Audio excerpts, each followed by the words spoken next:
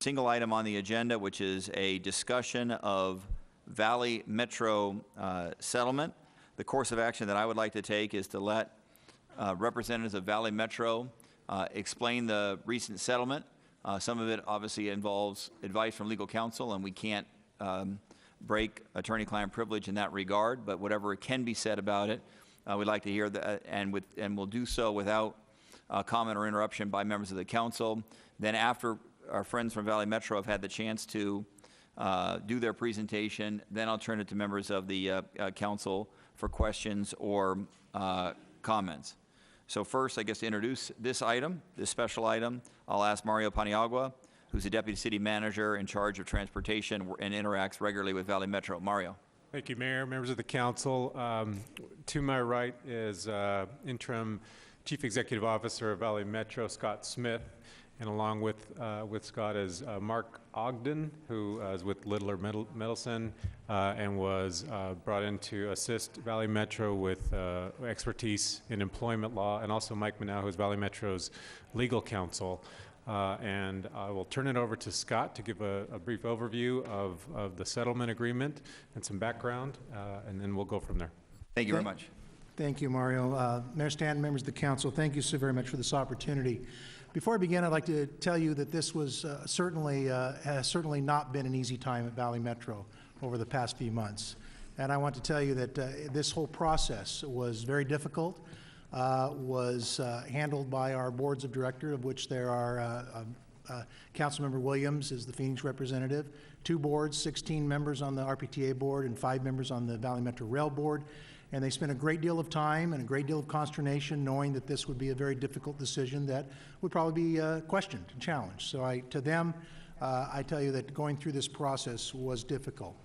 In late 2015, Steve Banta resigned as CEO of Valley Metro under a cloud of controversy involving media accounts detailing questionable expenditures. Soon after his departure, Valley Metro board member and Phoenix City Council member Thelda Williams requested the City of Phoenix to conduct an audit of Valley Metro expenses. The Valley Metro boards agreed to cooperate with Phoenix on the audit and also voted to block the payment of an annuity retirement account it had purchased, that the Valley Metro had purchased for Steve Banta. Legal counsel had advised the boards that as a matter of law, this account was the property of Banta and could not be taken by Valley Metro. Notwithstanding this counsel, the boards believed that the Phoenix audit would confirm Banta's unallowable expenses and block the annuity from being paid to him, so that they had a method to be reimbursed these expenses without having to go to court in a separate action to try and collect from him. It gave Valley Metro leverage. The block was to be kept in place pending the results of the city audit. When I came on board as interim CEO on February 1st, the audit was in process and the account was still blocked. The city auditors released their report on April 28, 2016. The next day, Banta filed a notice of claim demanding that Valley Metro pay him 1, severance pay equal to 1 year's base salary, approximately $275,000, as required by his contract, and 2, release the annuity retirement funds to him, estimated at the time to be around $270,000. Since the claims involved the non-payment of earned compensation, Banta sought treble damages for both items as allowed under Arizona law. With the treble damages and attorney's fees, the claims totaled approximately $1.7 million. With both the city audit report and Banta claims in hand, Valley Metro General Counsel Mike Manow and I began a thorough review of the items. We did this because, first, we needed to be able to respond to both the findings of and recommendations included in the audit, and second, we wanted to know where the agency stood from a legal standpoint. We wanted to know the hand that had been dealt us. Our review included detailed inspection of accounting records, contracts, board minutes, correspondence, emails, and interviews of current and former Valley Metro employees. We also retained outside counsel, Mr. Mark Ogden of Littler Mendelson, a respected employment law specialist, to advise the boards. The auditors also charged us with reporting back to them on the possibility of seeking reimbursement from Banta for approximately $272,000 in Banta's questionable expenditures. Of that total, the auditors classified $41,000 as unallowable expenses and $231,000 as undetermined expenses. Undetermined due to missing or confusing documentation or questions involving the interpretations in Banta's employment contract. During our review, we were able to obtain additional information and documentation that allowed us to determine that over $60,000 of the expenses were supported and were thus legitimate. We also, along with the outside counsel, concluded that the legitimacy of the majority of the remaining expenditures depended upon the interpretation of Banta's contract. The expenditures in question followed the specific wording of the contract, but it was very questionable whether they were consistent with the spirit of the deal or the thoughts in coming up with the deal. The final determination of those expenditures would have to be left up to either negotiation or a court of law. Valley Metro Council advised the boards that Banta's severance pay claim had no basis due to his resignation as CEO, but that his claim on the annuity could have merit. If Banta were successful on just this part of the claim, Valley Metro could be required to pay him over $900,000 plus attorney's fees. Our counsel also advised us that the remaining expenses that were subject to interpretation could go either way in court, and we might not be reimbursed for those expenses. Based on our findings and this advice from outside counsel, the Valley Metro boards decided that rather than take on the significant legal and financial risk which would not be in the best interest of Valley Metro, its members, or the taxpayers, they would focus on making Valley Metro financially whole. The boards directed the attorneys to enter into negotiations with Mr. Banta, with the idea that negotiations did not succeed. Obviously, litigation would be the next option. Following these directions from the boards, Mr. Manow and Mr. Ogden negotiated and reached an agreement with Banta in August 2016 to end the dispute on the following terms. Number one, Banta drops his $1.7 million in claims. Number two, Valley Metro releases its block of his annuity retirement account, then valued at $305,000. Number three, Banta pays to Valley Metro at least $125,000 from his annuity account as restitution to cover the cost of questionable expenditures. This repayment makes Valley Metro whole, as it exceeds by more than 3 times the amount identified by the auditors as unallowable, and also collects more than the amount of egregious expenses subject to interpretation in his contract. Number 4, Valley Metro releases to Banta $180,000 of his annuity account. 5, both parties release each other from future civil claims and actions. For Valley Metro, the release includes all current and former board members, employees, and agents. For city and county members, their employees, current and former council members, and agents are also released. After this, both boards of RPTA and Valley Metro Rail unanimously agreed the settlement.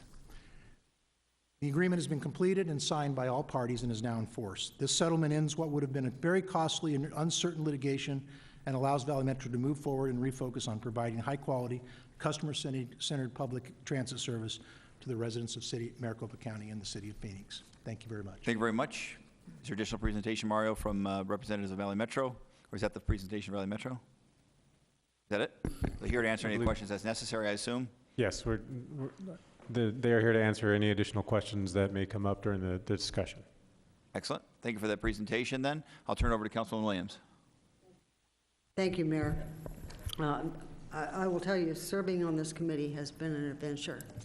Almost from day one, I arrived about 16 months after that contract was completed, and it was his first annual review, and it was my first and fellow members on this board's exposure to that contract. And Mr. Banta and the lawyer at that time sat there and went through, and we really questioned how we could possibly pay bonuses, and were informed, well, the contract says you have to do it, and yes, they're very generic, so obviously he met them. So we were bound by the contract that time, but I will tell you from then on, we began to be very careful. We were very specific. There were measures that were put into place that he could be held accountable, but still fell within the realm of those 5 areas. It was really interesting that the lawyer said, well, he also represented not only the board, but Mr. Banta in these negotiations. I will tell you, shortly after that meeting, he resigned and moved to France. It was only about 2 weeks later that the story hit the of the Republic, the reporter, Craig Harris, did the story exposing what Banta had been up to. That's, as you said, when I called for a financial audit, wanted the city of Phoenix to get in there immediately, and I think I was quoted in the paper, and they said, Craig Harris said, well, what if they find something wrong? And I said, then I want to prosecute it. I was very explicit right from the get-go. However, we also noted immediately that the whole organization needed restructuring, let me put it that way. The employees had become most anxious. They had followed Banta's practices with his encouragement, and the board felt very strongly that we needed to do a restructuring internally as well. And we submitted a list to, at that time, with Scott, with suggestions on things that we thought that should be addressed right away, including credit card expenditures, baseline reporting. We wanted more clarity on almost every segment of the budget, as well as ethics trainings for employees and organizational structure. And I will say he has proceeded and put that in place. Also, the Attorney General agreed at that point to investigate for criminal intent. And to my knowledge, that is still ongoing. It has a separate issue totally from the employment contract. The employment contract was just that. It's an employment issue. It was primarily handled in executive session because it's a personnel issue. Only the results are made public in a public forum when we voted to accept the final settlement. However, we were all surprised when you came back with the report saying that approximately, what, 42,000 was all you could confirm in the minutes and all the documentation that you had. Because I know that the reporters in the public thought, oh no, it's got to be that huge high number and we're anxious and we got to get it back. But the truth is, if you can't confirm it, you can't claim it. And I think that you have done an exceptional job, considering we went from 42 to what, 134, 135,000, and he dropped the lawsuits, which if we had to pursue would probably been an additional, no offense, $1 million in legal fees. It was going to drag on. The publicity was terrible, and the fact that the entire agency was suffering. And we have a lot of work to do over there. We need a workforce that's settled, focused on what they need to do, and we have not been successful in hiring a new CEO, and I think it's because nationally we're tainted. There are no secrets in this industry nationally, and I think internationally. Banta's antics are well known. I will tell you that I was told when the committee, the boards, the joint boards, when we voted to accept this, I believe you had prepared a statement for the two chairs to go out, and I believe you advised say nothing until these are signed, which is very difficult for me because I have been very outspoken this entire time. I have conferred with Brad on a regular basis, verifying as we went along that we were taking the appropriate steps and that we weren't going to make a settlement that protected the RPTA and the Metro Board, but allowed them to turn around and sue Phoenix and that, or another city, and that was one of my fears that we were going to do. I know I have been portrayed as a Banta supporter. Let me assure you, I have not in the past, nor now, or nor I anticipate in the future, that could ever occur. I think his performance clearly demonstrated the lack of professionalism, ethical behavior, and leadership, and quite frankly, he was despicable. I believe that the City of Phoenix is an agency that has been a leader in this community for a long time. We have probably the biggest and longest record of public transportation. We have had contracts and agreements with probably every city and every level of government and individuals. And as this council passed each one of those, we were very careful that we complied with what we had promised. And I believe we pay amounts to membership to the RPTA in addition, and Valley Metro. And I don't think there was ever a stipulation or stipulations on exactly how that money could be spent. I think it was put forward to the boards to develop the best plan and make the operational expenses and make sure the agency operated. I feel very, very strongly that this council and our reputation is at stake. And I know there are some on this diocese that think that we should not release the money and the annuity, that we should go to the boards and say, either we want our money back, our share of what was put into that annuity, or refuse to pay it in the future. I think that is wrong. I think it is irresponsible for the City of Phoenix to proceed. I think it's unethical, unprecedented, dishonorable. If you're going to be a leader, you got to be a leader. And you can't be a leader if you're not trusted. And this, I've always been very proud to serve the City of Phoenix and to be on this council, because you've trusted our word. We did what we said we'd do and took the lumps when they came. So, Mayor, that's my statement. I thank very much, Councilmember Williams, for your hard work on this very important issue. Turn to the Vice Mayor. Thank you. I would like to thank Councilwoman Williams for her service as a board leader. This has not been a fun assignment. I don't think anyone relishes it. And when council members have asked if we could help or if they wanted anything, she has always been saying, I will do this. And I don't think you've enjoyed it one bit, but we appreciate your commitment to public service and to trying to do the right things, even though it is not fun in any way. I noticed For the that- record, when I assigned it to her, I thought it was a reward. Yeah, I'll be very cautious. And I noticed after she substituted at one meeting, she didn't volunteer, and I could never find her again for the second. I would be happy to help, but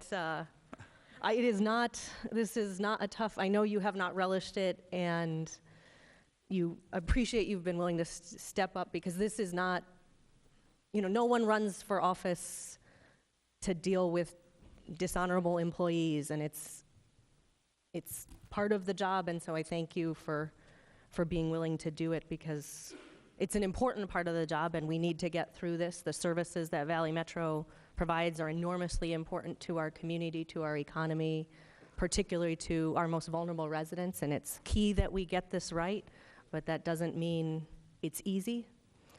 So I just wanted to say thank you for your service and your continued diligence, and really taking the time to learn about the details of annuities and contracts. And this is a very, very complicated contract vote and negotiations that does not lend itself well to short sound bites on TV. It is incredibly complicated, and we've had a lot of lawyers looking into this, trying to make sure we can protect every cent of the taxpayers' money, trying to make sure that we can recover all of the money that is possible, trying to protect both the city and Valley Metro so that we can focus on providing good transportation to the community. So I appreciate that.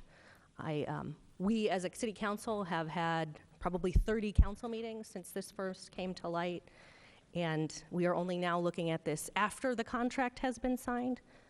To me, it is enormously important to honor obligations for the contract and to make sure that when the city gives its commitment, we follow through, even when it's difficult. To me, when I look at the timing, it seems more politically motivated, why we are doing this now. We've had other votes in the past where we could have addressed it, but instead we have waited until negotiations have been concluded and it is too late to substantially have an impact. So I do think there may be politics at play. All right, thank you very much, Vice Mayor. Other members of the council? Councilman Waring, please.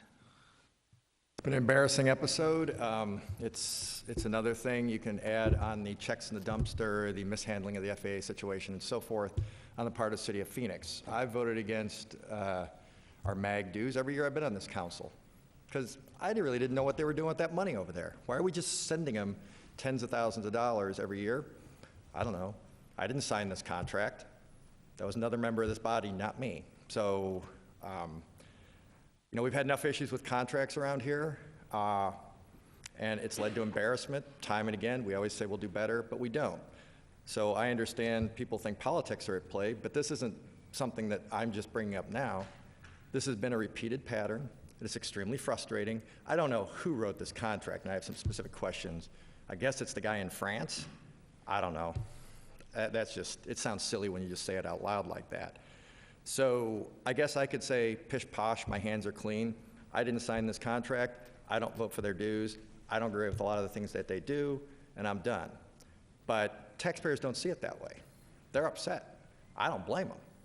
There's no, this is an excellent job extricating ourselves from this mess.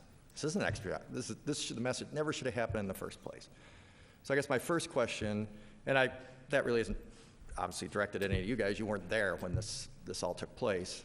But I don't understand how this happened, and I'll get to that in a second. So why does this have to be resolved? Maybe I missed it in the opening remarks. Why does this have to be resolved before the legal case, which my understanding is before the Attorney General? Why wouldn't we wait? What do we gain by doing this now? And Mayor Stanton and Councilman Waring, I'm going to turn it over to Mark Ogden, who can address that issue as to, first of all, the circumstance and why we moved ahead without I appreciate it. duration of What's the legal relationship between the civil case and the criminal case, potentially criminal case? I should be careful on that. The investigation going on with the AG. What is the relationship, if any, and how did that play into the recommendation?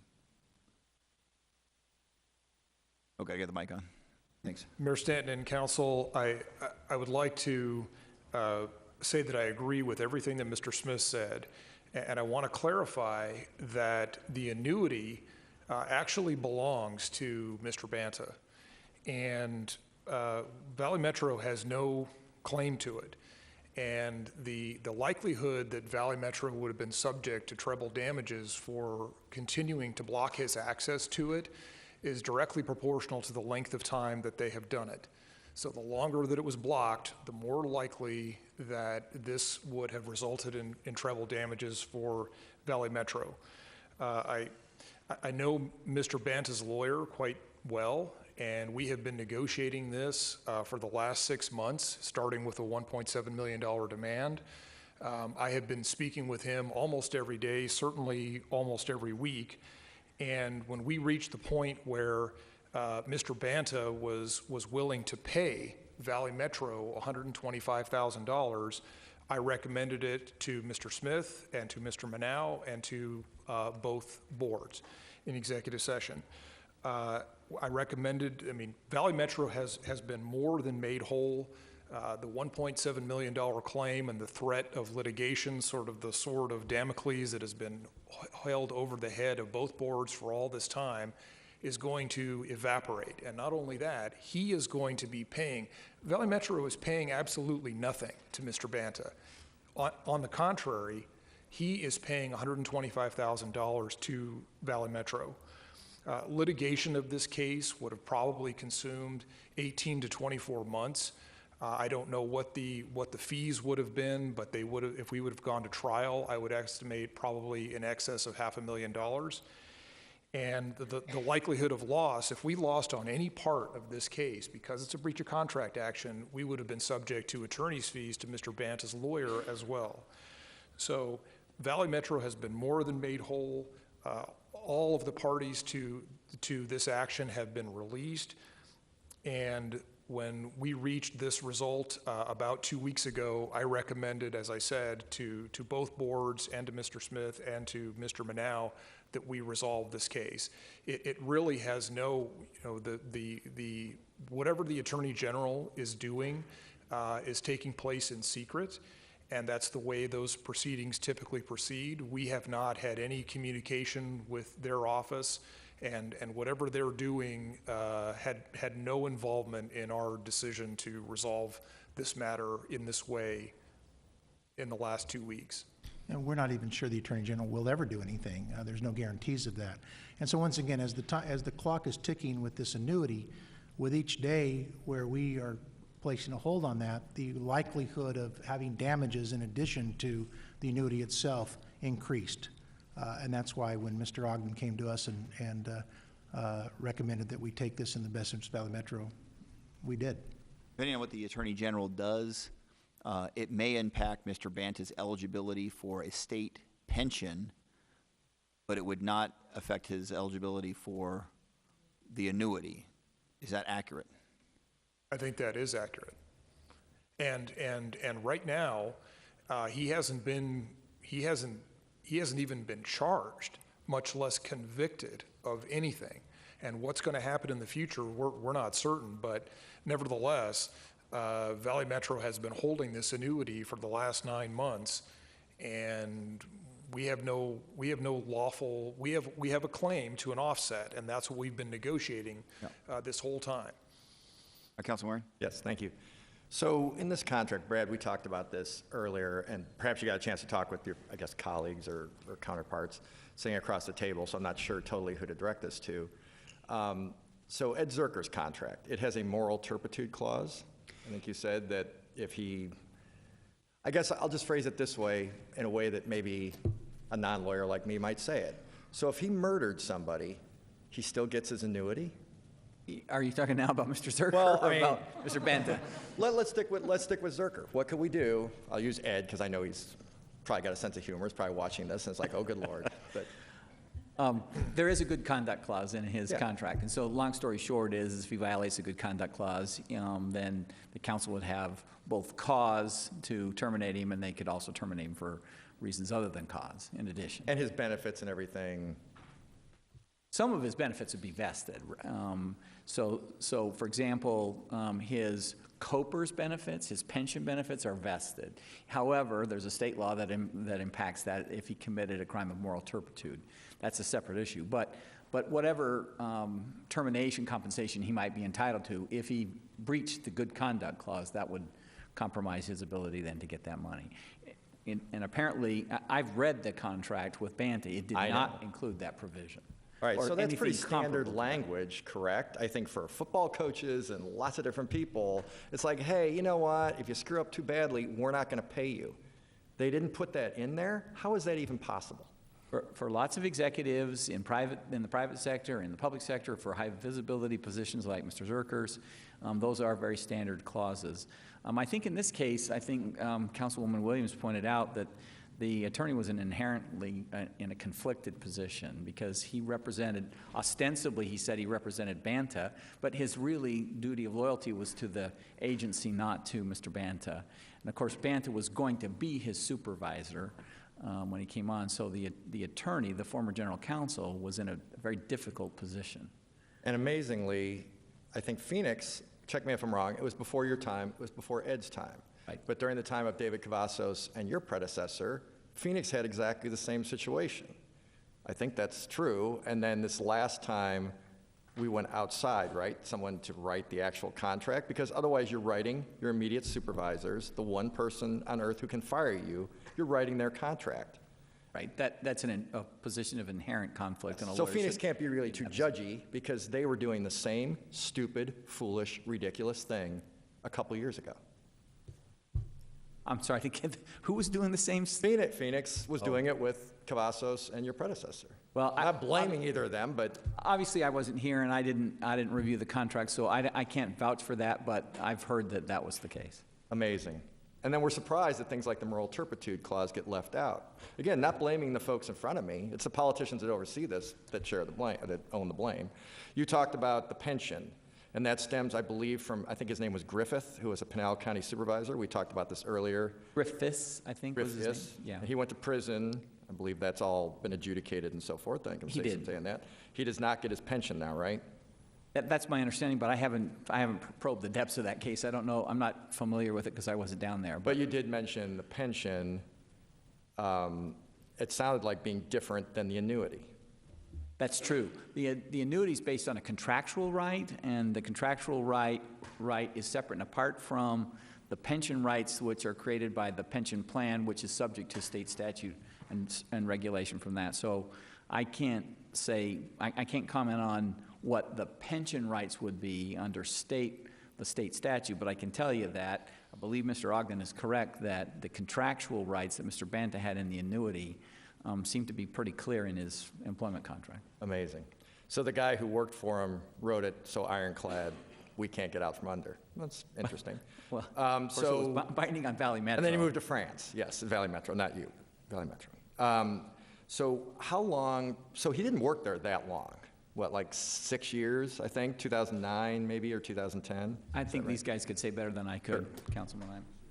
Yeah, a little over, between 5 and 6 years. 5 and 6 years. And he gets how big was the annuity supposed to be after just 5 or 6 years? The annuity was around a little over $300,000 was the value of the annuity. That's not how much Valley Metro put into it, but it had grown through investments during that time. And we were paying him $260,000. By we, I mean taxpayers, because that's who's footing the bill for this.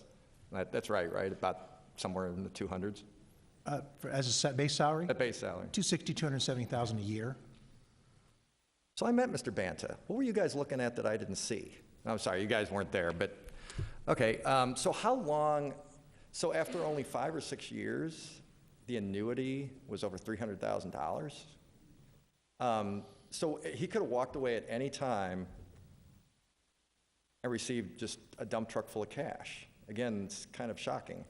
I'm sure people out there, most people out there, some of them won't probably see $300,000 in their whole life. They're probably pretty surprised to hear that. Well, the annuity had vested through a contractual agreement. So when it was paid in, it was part of his compensation, just like paying a salary.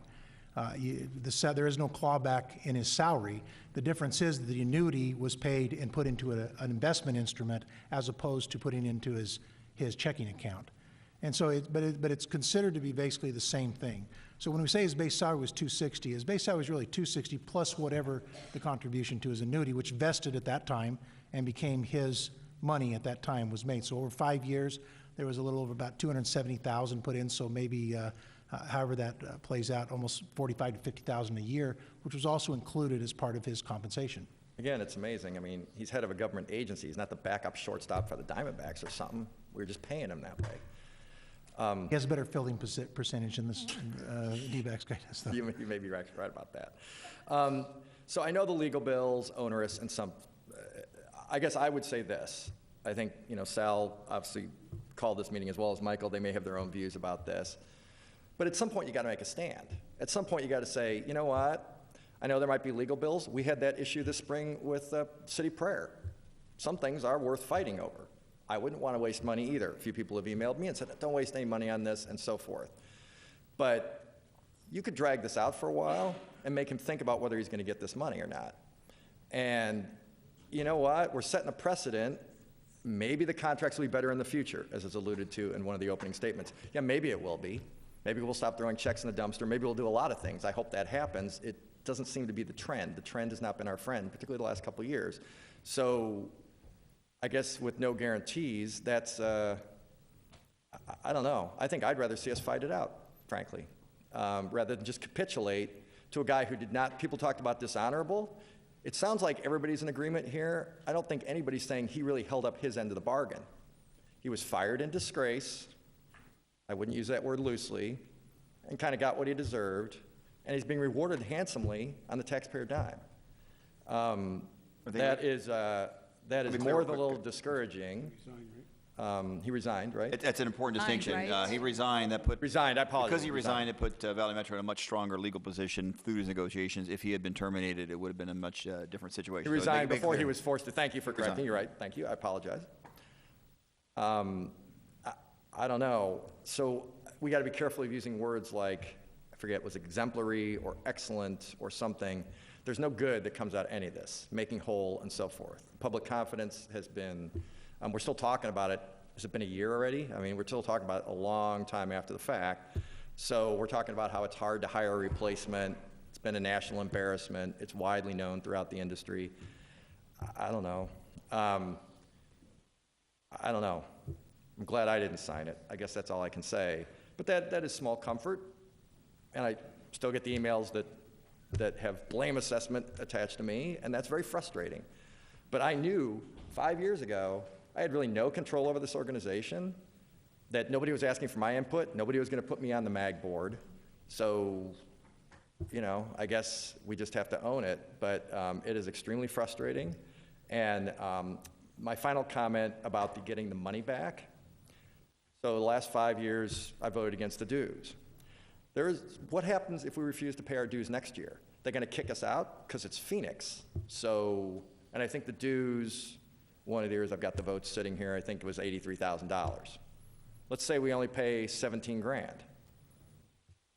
I think that's right, 64,000 or something is, I think 64,900 or something is the amount that Phoenix is part of the payment, talking about making to him.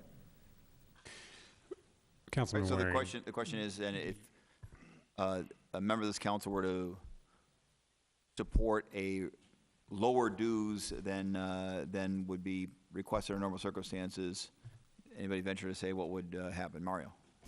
I just want to clarify the contracts with Valley Metro to fund are to fund operations of light rail within the city of Phoenix. The other contract is to fund some bus service within the city of Phoenix. So we pay for the costs for Valley Metro to operate those services.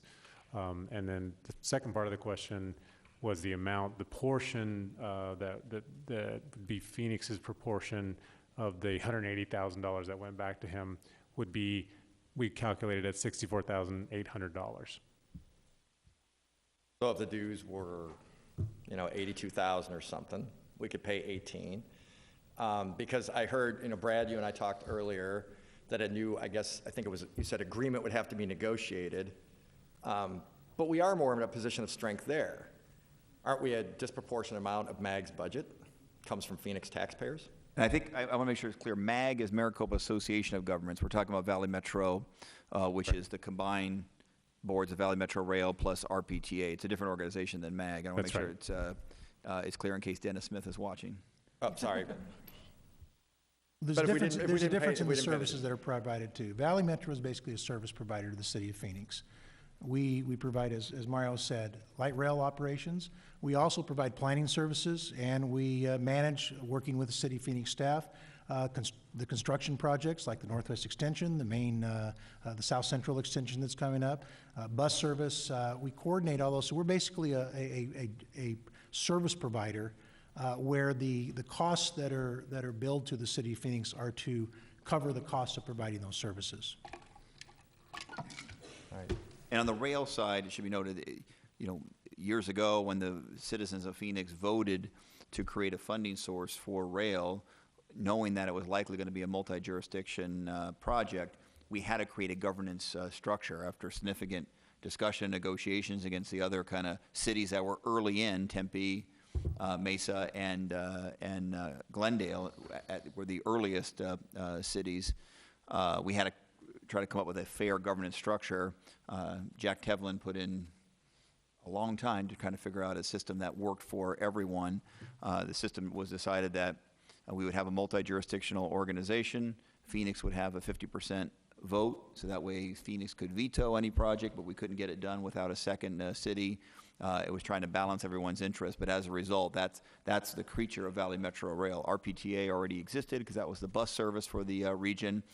A decade or how long ago was it? I forgot. I guess it probably went into place 5-6 years ago, but the idea had been around about combining the two boards so that it would be a more efficient system to have it, which I think on paper works. Some may question whether or not, from an organizational perspective, whether that's the best model, but that's the model that was chosen to bring both organizations under a single roof, and that's how we ended up with the organization that we have now. Councilman? So, thank you. I'm sorry for mixing my acronyms. I'll chalk it up to the late hour and I guess low blood sugar, so I apologize. But I'll stop there. But I wanted to express, frankly, on behalf of my constituents, the people who have written me, they're upset. I don't blame them. It kind of boggles the mind when you see it just seems like, I'm not a lawyer, but it seems like contract basics that weren't included.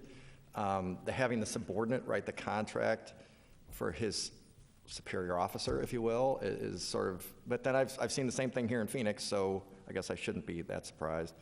But it's just very frustrating. And I don't know what motion is going to come down the pike today, but I'm not voting to pay him, and that's it. So thank you for the time. I appreciate it. Thank you, Councilman Waring. Councilman Nowakowski, do you have anything? Councilman DeCiccio, please. Thank you, Mayor. Just got some questions, and I've got some comments of some of these ridiculous comments that were made up here. I want to focus in, because I had a feeling you were going to talk about the fact that these retirement monies are not touchable, that they're his. What happened to Michael Veit, V-E-I-T, Procurement Officer for Access? What happened to him? He was an individual accused. I mean, you're the attorneys. You're supposed to know all this stuff. And so are you, Scott. You're supposed to know the cases that were already occurred here, because I would strongly recommend you talk to the Attorney General's office. And if the Attorney General says that those monies are retrievable and can be subject to be taken under an investigation, I suggest you guys pony up the cash yourselves. But what happened to Michael Veit, V-E-I-T? I looked up these cases myself, a layman. I'm not an attorney. I didn't go to Harvard like some people up here did. I went to ASU, had to work my way through school, that kind of stuff. Nothing's wrong with it, but I'm not supposed to be that smart because I'm an ASU guy, right? Michael Veit, I'll let you know what the case is, though. He was accused of abusing his position of trust. He was with Access, 10 years in prison, had to forfeit all his retirement benefits, all of it. Mary Ellen Beck, what happened to her? Do you guys know the case? You should. You're talking about something that you should know about. What happened to Mary Ellen Beck? Can someone tell me? Probationary officer, ring a bell? What happened? Well, what happened to her, she was accused of taking $18,000, and she had to pay all the money back and lost all of her retirement benefits, all of them, to pay it back. Diane Richards, what about that case? I mean, you made some strong accusations here that I believe were fundamentally wrong and not true. Matter of fact, I think you lied because you didn't do your homework, or you didn't tell the truth, or you didn't do your research. So what happened to Diane Richards? Another case you guys should know about. If you're fundamentally basing all these things off of cases and off of legal opinions, what happened there? City employee, city auditor for the city of Kingman, had to forfeit all our monies as well. What happened there? So maybe you're wrong on that. So let me cover just a couple things. Councilman, could I ask you a question? Were those ahead. retirement benefits through ASRS? Yes. Both. Yeah. We're not talking about ASRS. This is an But annuity. This have is you, different. whoa. I asked the different. question. Have you talked to the Attorney General to see if these, I'll tell you right now what they're going to tell you. Have you talked to the Attorney General's office to see if these annuities are monies that they can go after? Well, Have you asked them I that will tell you question? that I have talked to the Attorney General's office, Okay. and the Attorney General's office has been tight-lipped and said, we will not discuss that with you because it's an ongoing investigation, and therefore we have no Not comment. this case, in general. Well, we talked about this I'm going to case ask in our city particular. attorney tomorrow, call the state attorney general's office, ask them if annuities are subject to being taken. Ask them that question, Brad. Okay? Then get back with the rest of the entire council. So let me tell you what's occurred here. I don't represent you, Felder, or others up here. I think the comments that you made, Kate, were offensive, saying that this is for political reasons. I don't represent you guys. I represent the public. This is already, I can tell you what the vote count's going to be up here. It's easy to figure out. But the bottom line is this. You have an individual, and I think we should have all been on the same page on this one, quite frankly, and not even be divided on this. Because at the end of the day, you have a situation where you have two worlds out there. You have people at the lower level, this probation officer. Let me give you the two things that we see here. The probation officer, Mary Ellen Beck, low level, accused of taking $18,000, Attorney General investigation, pled guilty, 3 years prison, probation, full restitution. And she was a low-level person. Now, on the other side of it, you have the golden parachute handed off to these individuals, like Steve Banta and others. These are the times you're supposed to be fighting. You know, people talk about Wells Fargo, they talk about all these other things that are going on, but they're not even willing to take a fight when it needs to go to court, when it needs, these taxpayers need to be protected about something so egregious as this. He was accused of taking $272,000 of public funds, gave himself $115,000 extra pay to avoid taxes, took 50 days off without counting his vacation, played golf 52 times in a week. Who does that? I mean, 52 times in a year, 1 time a week. He gave himself a $25,000 bonus on top of everything else. And we can't find a case, and we cannot find a reason to go after this individual and fight it to the end. That's what you do when you protect the taxpayers. So I'm going to be talking to the public here because obviously I can't get it through the politician's mind of exactly what's happening in this country right now. Felda, you talked about that naturally the public is tainted. They're tainted because of deals like this, backroom deals done with no public comment. That is what's happening in this country right now. That's why there's a revolution on the right and on the left. It's because you look at this. They give you the justification. These individuals sitting here give you every justification, every reason why. Intuitively, the public, you know exactly this is wrong. You don't hand somebody $180,000 of taxpayer money when you've got all these accusations out there that, and the fact that he's even admitted by accepting $134,000 less. That's an admission of guilt right off the bat that he did something wrong. And so they're not willing to fight for you. The other part of it is, you'll hear words like, these things are incredibly complicated. No, they're not. This is common sense. My kids would understand you don't do these kinds of deals. My one daughter for sure would not do this. I'm telling you, and she's 11 years old, going to be 12 real soon, God bless her. But she would never do a deal like this, and she's that young. She knows you don't ever do deals with people that have problems like that, and they're going to continue on moving forward. They just want to wipe this under the rug. The reason that this came forward is because the three of us up here asked for an Attorney General investigation, and all of a sudden everything hit the fan. Oh my gosh, we have to do this audit. I believe that that audit that was going to be done by Valley Metro, I'm going to make an accusation here, would have just been something, a complete whitewash, had the Attorney General's office not stepped in and made this thing work out. And that's why we're even getting close to this right now. And so the bottom line is, there's no reason for this deal to be done right now. None. Zero, zilch, until the Attorney General's completed their investigation.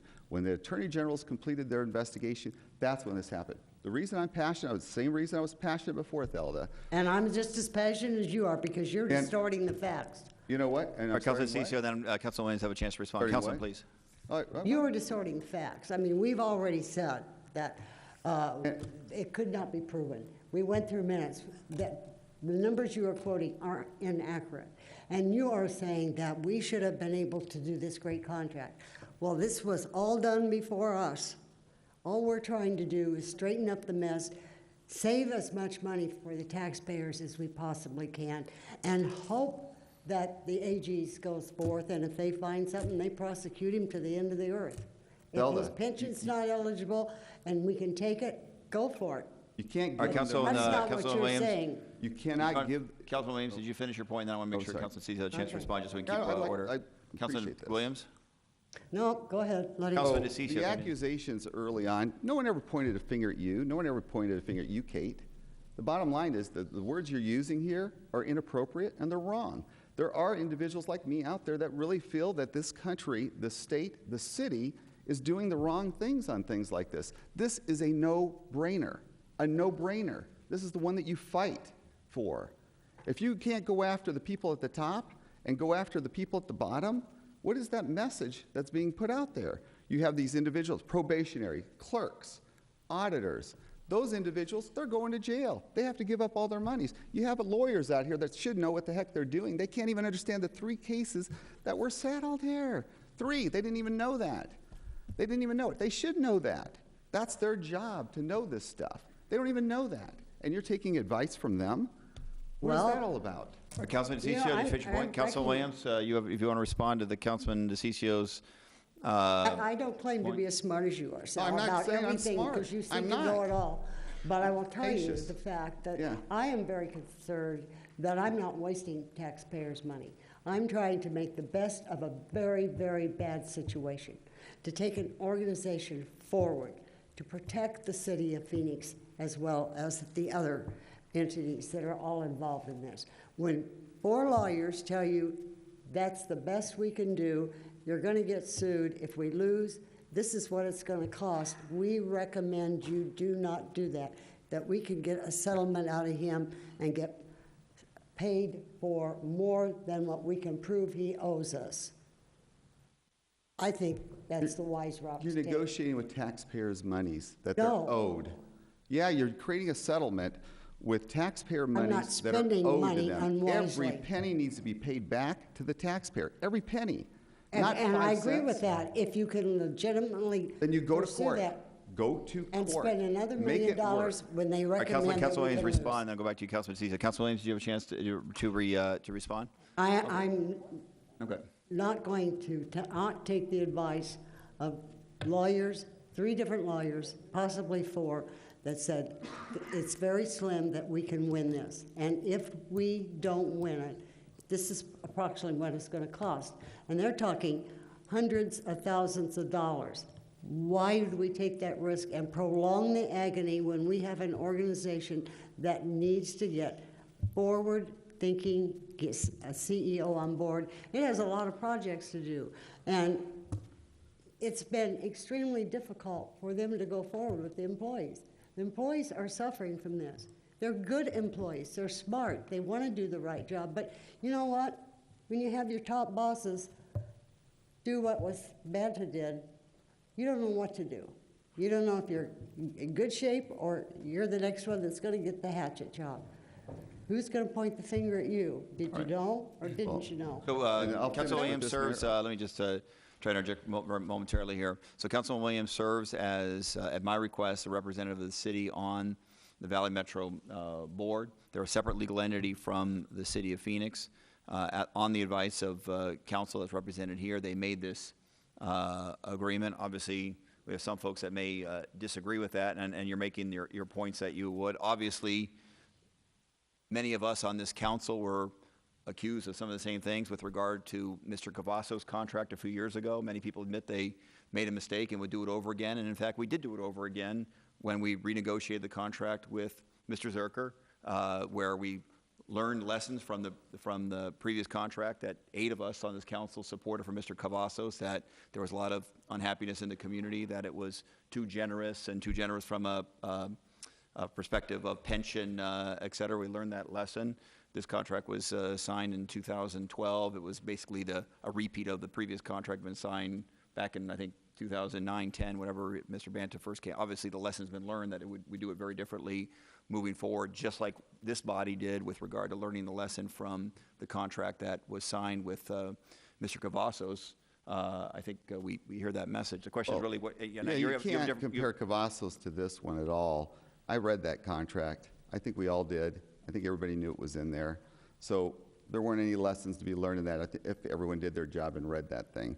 The other part of it deals with this. Are you suggesting you well- didn't make a mistake? Because I would say with Mr. Cavassos' contract, it was a mistake, and we fixed it the next time we had a Yeah. chance to fix Well, it I with think regard to Mr. everyone knew what it Zerker. You may was, stand Mayor. by your vote on Mr. Cavassos' Mayor, contract or I suggest. just want to make Everybody it read clear, it. I wasn't here on council for Cavassos. Tell me you didn't read And it? because of that mistake, And you I tell me- asked, I asked to read the contract. Yeah. And changes were made. So I just want to make it Changes clear. always get made in contracts as you move forward. What I'm telling you, everybody knew But it I'm was in just, there. I'm making it clear for the record that I was not the one that Okay. voted for it. Well, all right. So let me finish with this. The reason you have low morale in some departments like that is because they see the people at the top getting treated better. That's what's happening here. You got people at the very top, and you have all these lawyers coming around saying, oh, yeah, he has to be treated differently. These guys at the bottom, this lady at the bottom, she didn't have that. She got to go to jail. He gets $180,000. Banta gets $180,000. Plus, Mario, how much is he getting out of his pension, too? So it's unknown yet, right at this point, how much he'll receive out of his pension, but we did get word back from, at your request, we checked with the Arizona State Retirement System on the value of his pension, and it's approximately $400,000 of the current value. So it's not something he's drawing from. He's an inactive member. He contributed about 50% of that, and so it's about $405,000, but it's not clear. 404 to be exact. Okay, so it's not clear what his actual annual pension will be from that. About at least another $3,000 to $4,000 a month.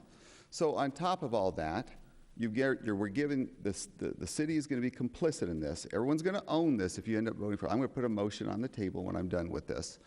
But at the end of the day, right now, others have owned this. Today, after today, the people that will vote against this motion are going to end up owning this issue themselves. They will own it because they will be giving a guy who's basically accused of corruption, he's accused of fraud, of taking they're going to be giving him $180,000, being complicit with that and agreeing to that, and also an additional $400,000+ in his retirement. Now, who gets that after 6 years of work? 6 years of work.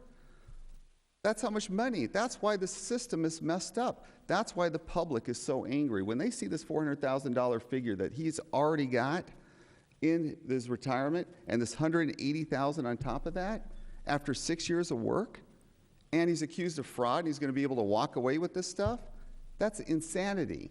And that's when you start saying enough's enough.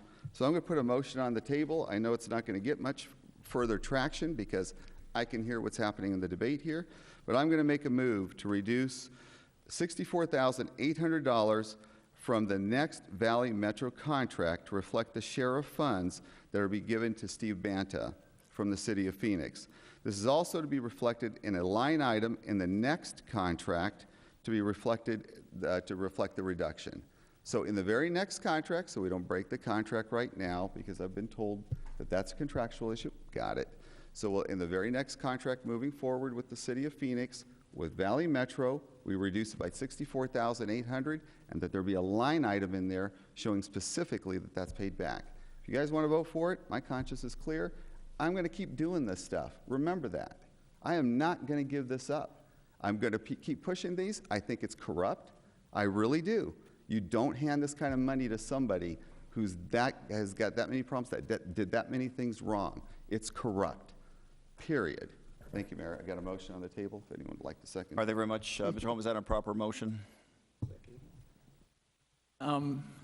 Mayor, members of the council, there are some contractual provisions in our contract with Valley Metro that I suspect Valley Metro might think would be breached by that kind of a set-off going forward.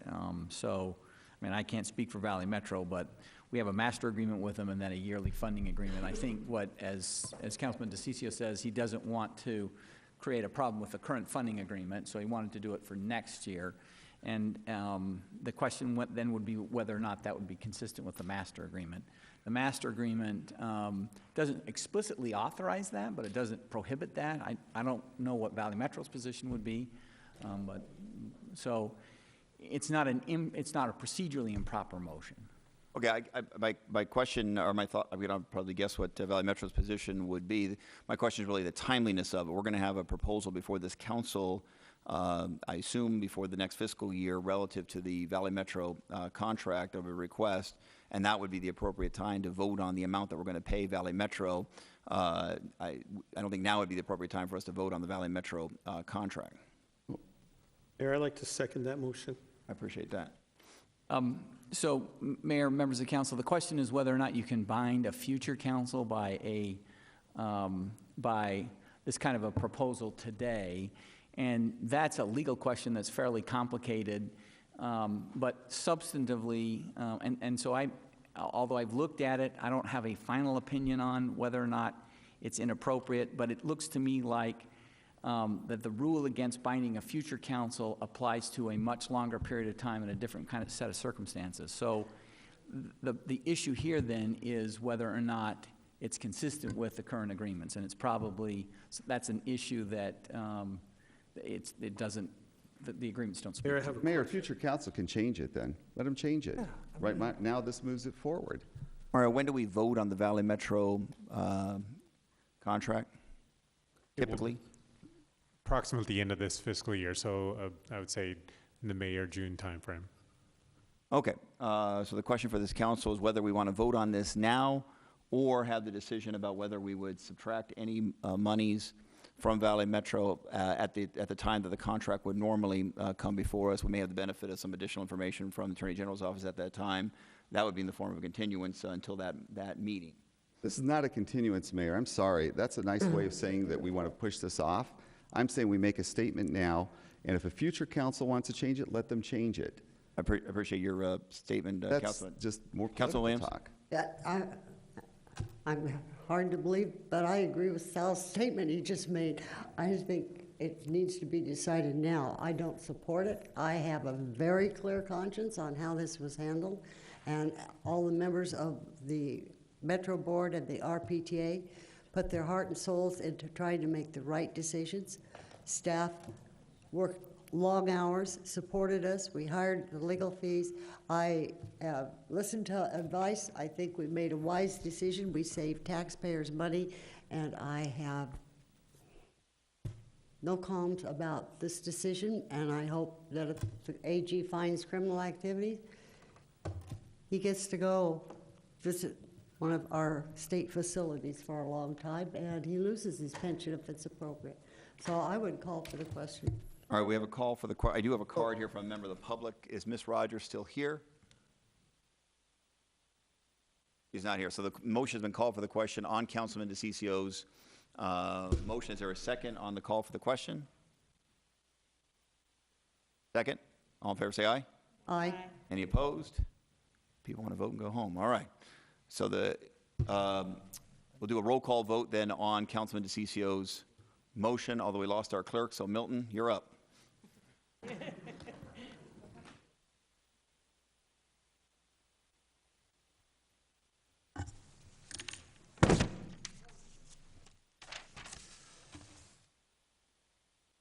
And since you are a rookie at this, you don't have to go in alphabetical order. You just go down the line, as it'll be easier. So, Councilman DeCicco. yes. Councilman Nowakowski. Yes. Councilman Waring. Thank you. I'd like to explain my vote. I think it's wrong that we cut off debate on big issues like this. I think this has come up on several big ones here recently, and I just don't think we should do that. To Thelda, she wasn't involved in the original negotiating of this contract, so I know you're doing the best you can, as well as the fellows who are sitting in front of us with a tough situation, but it is extremely frustrating. I completely agree with Sal's point, certainly on one thing. We should be fighting this out. And to just capitulate like this, we have lots of money to fight our own citizens on Roosevelt Row in our own state legislature. I'm against it, but everybody seems to have legal funds for that. Everybody seems to have legal funds for the election discussion we had a few years ago, trying to make sure we suppress the vote by keeping our elections in the odd-numbered years and have our own election system rather than partnering with the state, which would save us a lot of money. We have plenty of money for that. We don't have money to fight it out on issues of principle like this or the prayer. So Sal's passion is well-founded, and I appreciate his work on this, and I appreciate him leading the charge. And so I'm absolutely going to vote on this. I would have liked to have asked one more question. From what Brad said, almost logically, you could assume we're obligated to support the vote next year in June. That's kind of the way it came across. Of course, I didn't get to ask my question because we called the question, which I just don't appreciate, and I don't think we should keep doing that. These are, whether you like my questions or not, there might be some people who do. So I appreciate your patience with me, and I'm voting aye.